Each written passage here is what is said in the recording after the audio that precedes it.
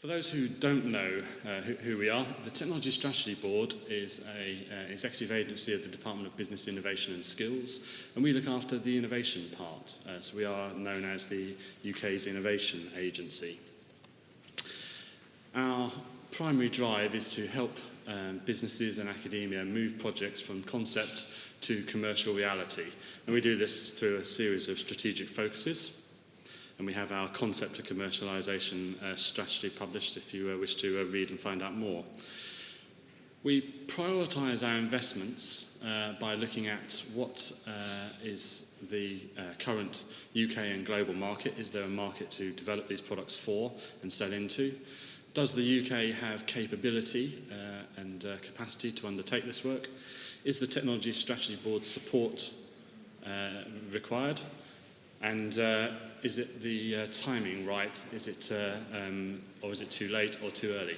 The sort of support that we offer to businesses is through a series of tool sets and funding streams. These include such as the Smart Fund, which is for developing proof of concept, proof of market and proof of demonstration.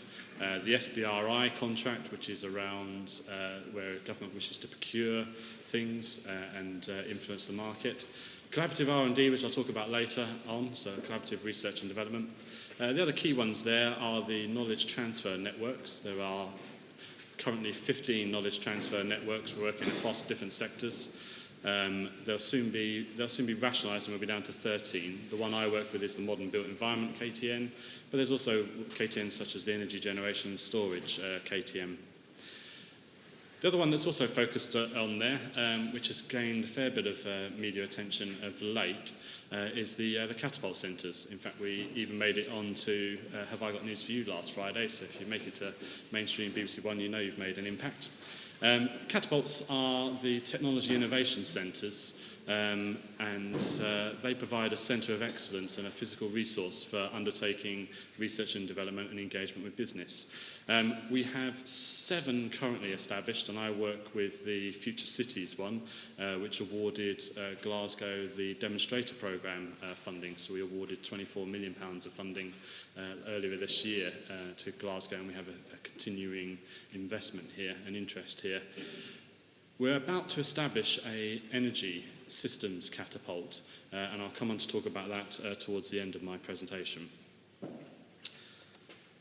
In terms of the amount of budget that the Technology Strategy Board has, it varies, and unlike most other government departments, ours is going up exponentially. We currently think our budget for next year, because it's still being decided, in fact, next week, but we think it's going to be circa about 460 million of core funding, and then we get about the same again in other government funds. This is the sort of thematic areas that we invest in, to give you a flavour, although these figures were written 3 years ago when we thought our budget would stay at around about 250 to 300 million, so the numbers have changed, but you can get a feel for the sort of spread. And energy and the built environment are in the top left as you look at it. In terms of investments in energy, our energy team has been running since the start of the Technology Strategy Board. So since 2007, this is the sort of spread of investments that they have made and the sort of areas they've invested in. I won't dwell on this too much because these slides are available afterwards anyway. The energy team have now published their investment strategy for 2012 to 2015. So they work in a 3-year cycle. Just to confuse things, every team works in a different funding cycle, so mine works in a 5-year cycle, so we're funded up to 2019. They're basically looking at the trimester of energy, so affordability, sustainability and security. And they're in the process at the moment of writing out their delivery plan for their future programmes. They're tending now to focus on thematic areas rather than individual technologies, which is the general journey that the TSB is now going on. So, moving on to this particular call. So the call we have coming up is Localised Energy Systems. Our interest in this is really initially around the economics of the energy market at present. We're faced with increasing amounts and competing demands on our energy systems, dwindling future supplies, particularly as the heavy carbon power stations go offline, and so does some of our ageing nuclear fleet. And of course, this all then leads to rising prices, simple economics. If demand exceeds supply, prices go up. And unless you've been living in a cave for the last 3 months, you would have kind of missed all of the ding-dong going on between politicians and the energy companies over rising fuel prices. So we were interested in what sort of energy market reform could to come forward, and not necessarily the sort of thing that Ed Davey is promoting, but we're interested in what sort of reform could come from looking at more affordable solutions, flexible, low carbon and resilient solutions. And this led us to wanting to run some form of investment in localised energy systems. Why? Because this is our current energy demand, or this is a representation of what energy demand looks like. The red block there is our heat demand, which obviously varies through the seasons. And then the blue is our electrical demand, which varies daily and also varies slightly through the season as lighting takes effect, but it's pretty much steady state. The Department of Energy and Climate Change estimate that around about 15% of this energy load could be met by localised energy systems, or as they refer to them, community energy systems, by 2030.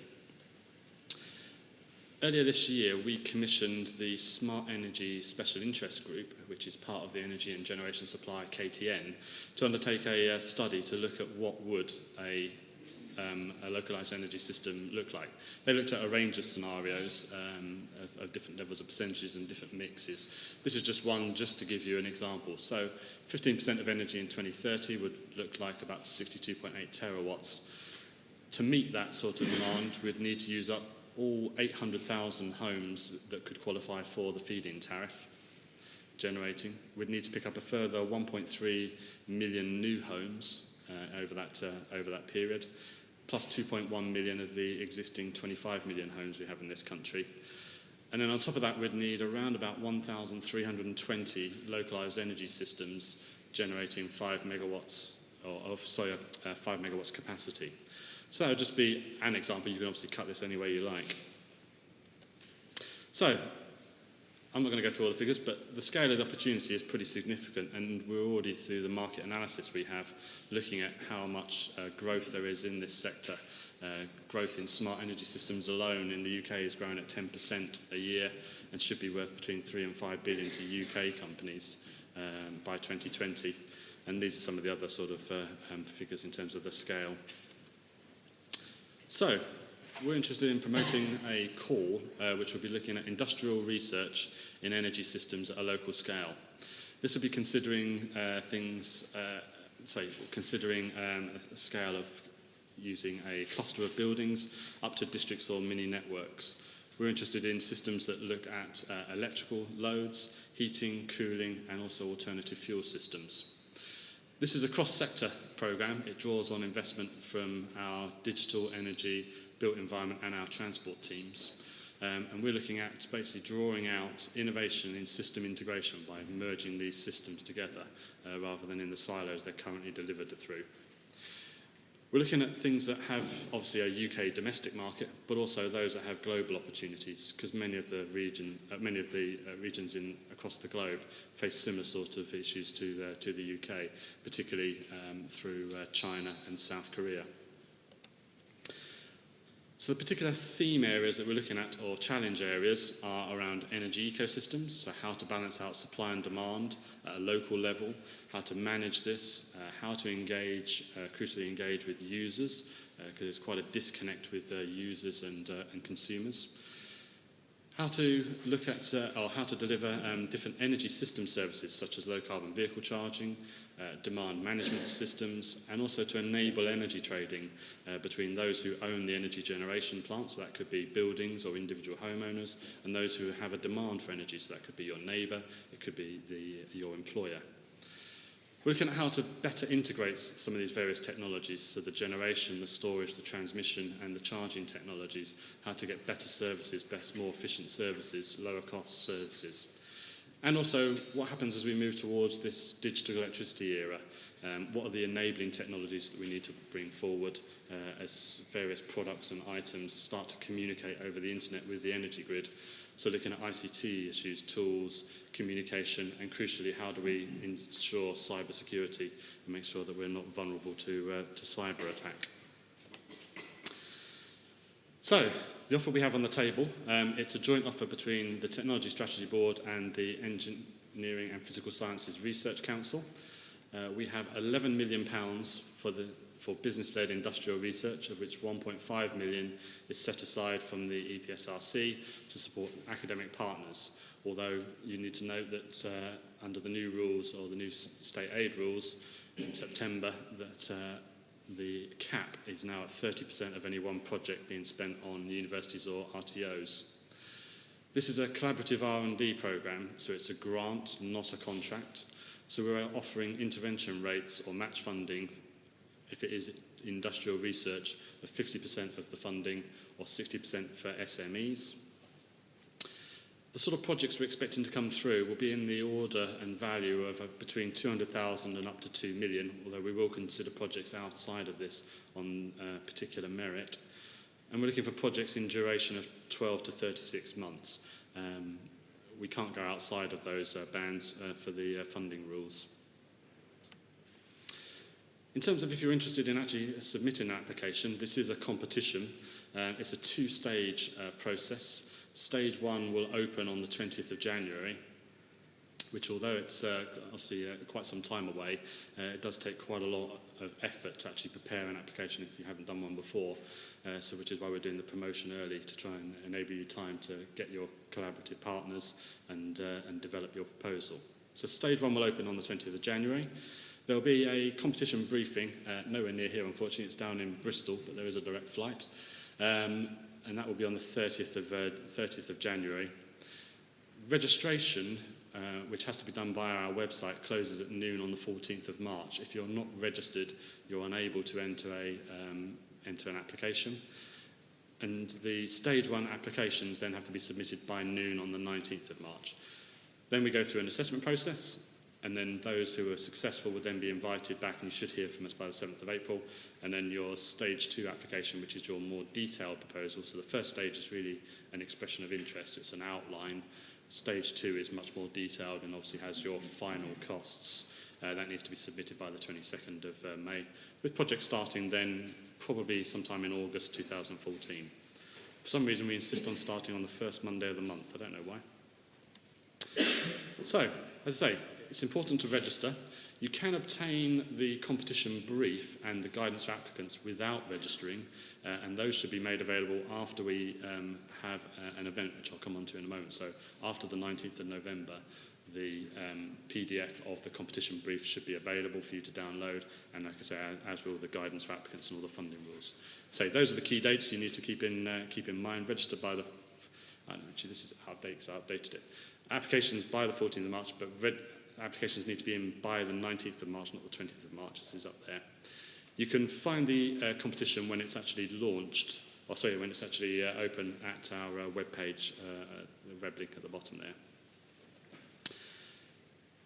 In terms of the competition process itself, as I mentioned, there is a two-stage process, and we have an assessment cycle.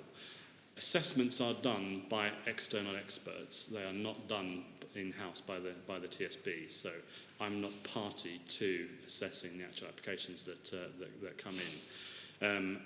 We do this so that we maintain, obviously get the very best in terms of technical expertise assessing the applications, and also maintain some distance so that I can then go out and help businesses and help people come through with their ideas.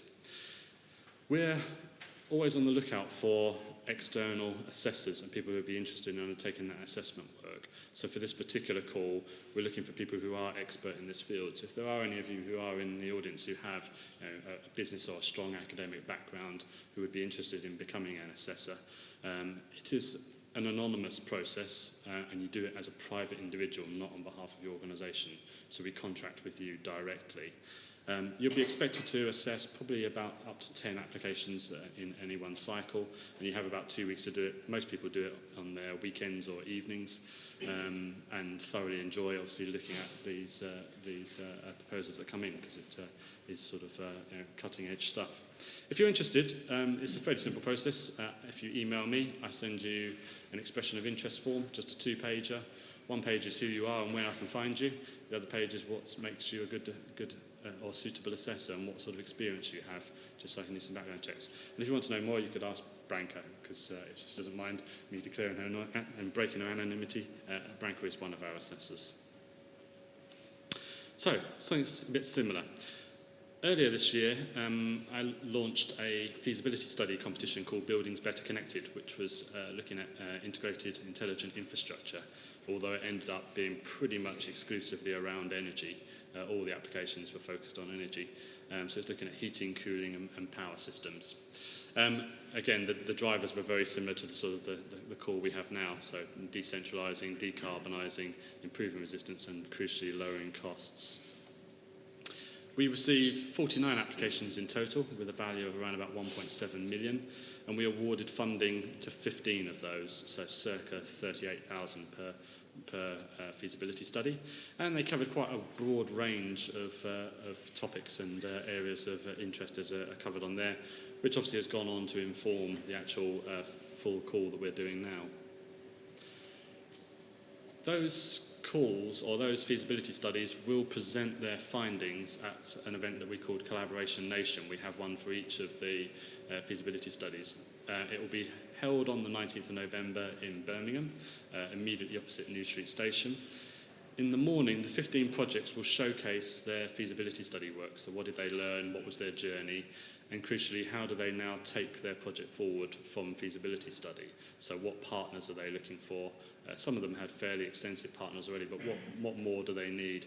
A lot of them tend to be components, so in order to come forward, they need to amass together to become offering us systems as we go forward into the next call. So it's really a showcase opportunity for them and also for others. In the afternoon, we'll launch this actual competition, so from then onwards, the competition brief will be available. And at this event, we'll then run brokering sessions so that everybody can add in who's there, and we're expecting about 120 people to be there, from suppliers to clients and funders, to identify themselves and start bringing people together to offer collaborations to come forward into this call. We also have another competition open at the moment, which is around future energy management within buildings.